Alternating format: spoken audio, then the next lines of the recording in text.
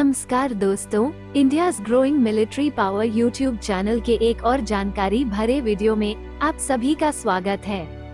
आज के वीडियो में हम आपके लिए एक बहुत बड़ी खुशखबरी लेके आए हैं, जिसको सुनने का इंतजार हमें बीते एक दशक से है। और ये खबर भारतीय वायु सेना के MRFA यानी multi role fighter aircraft acquisition को लेकर है। दरअसल खबर ये आ रही है कि भारतीय वायु सेना के MRFA टेंडर में फ्रांस के डासो राफेल को आधिकारिक तौर पर बहुत जल्द घोषित किया जाएगा। इसके पहले ही अभी से फ्रांस के साथ इस विषय पर भारत ने बातचीत शुरू कर दी है। इस वक्त बातचीत जो चीजों पर हो रही है वो है डासो राफेल फाइटर विमानों को भारत में कैसे टेक्नोलॉजी ट्रांसफर करके फ्रांस बनाने की प्लान कर रहा है, या फिर उन्होंने इस बारे में सोचा है भी नहीं अभी तक। इस विषय को भारतीय वायु सेना और सरकार दोनों कंफर्म करना चाहती है।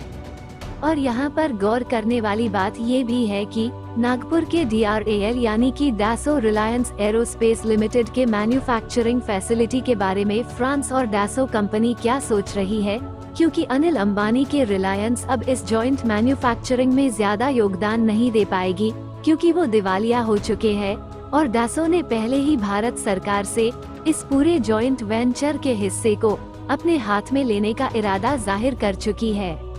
अब देखने वाली बात ये होगी कि भारत सरकार इस विषय पर क्या राय रखती है। दूसरा विषय है विमानों के कॉस्ट, यानी कि ओवरऑल पर यूनिट खर्चा कितना पड़ेगा अगर इनको भारत में टेक्नोलॉजी ट्रांसफर करके बनाया जाता है तो। तीसरा विषय है कि भारत कौन सी वर्जन को लेना चाहेगा। पहले जो 36 राफेल हमने लिए उसी तरह के F3R वर्जन भारत लेना चाहेगा, या फिर नए F4 वर्जन को लेना पसंद करेगा। चौथा विषय है इस पूरे डील के ऑफसेट क्लॉज के अंतर्गत जो मैंडेटरी इन्वेस्टमेंट फ्रांस के डासो कंपनी को भारत के अंदर करने पड़ेंगे, वो उसे किस क्षेत्र में करना चाहेंगे उसका एक डिटेल्ड इन्फॉर्मेशन उनसे मांगा गया है। क्योंकि आप सभी को शायद याद होगा कि पिछली बार के राफेल डील में जो ऑफसेट क्लॉज के अंतर्गत मैंडेटरी इन्वेस्टमेंट फ्रांस के डासो कंपनी को करने थे, वो उसे सही समय तक पूरा करने में नाकाम रहे थे।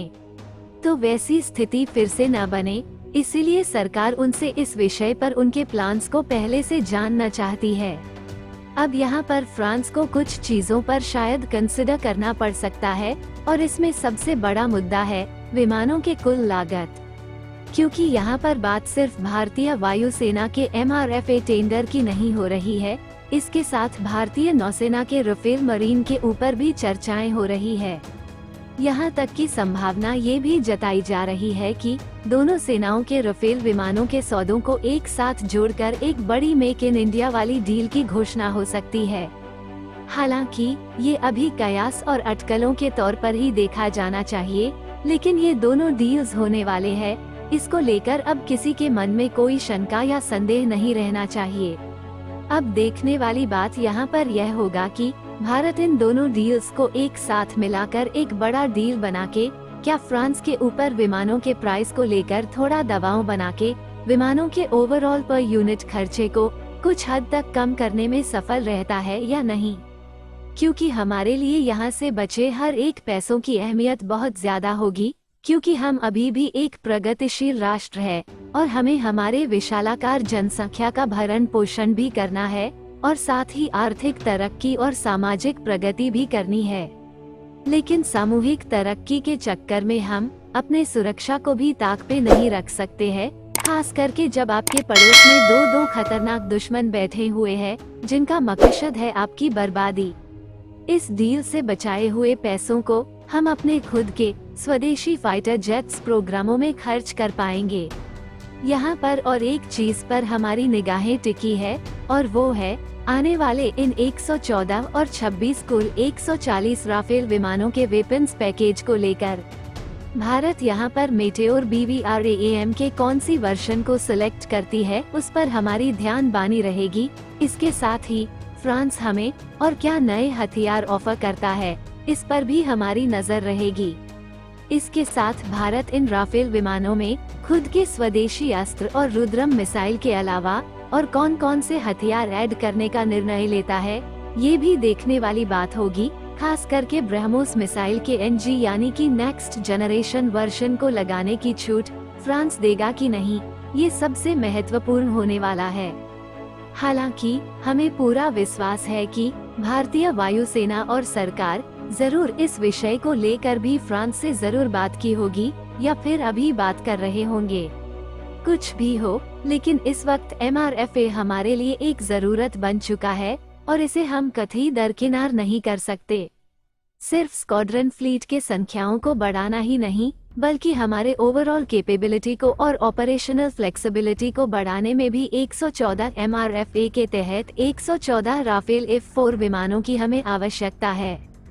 जो गलती हमने मिराज 2000 के खरीद के समय में किया था, उसे भारतीय वायुसेना और सरकार याद रखते हुए जो MRFA डील पर जोर दे रही है, इसे देखकर हम बेहद खुश और आश्वस्त है।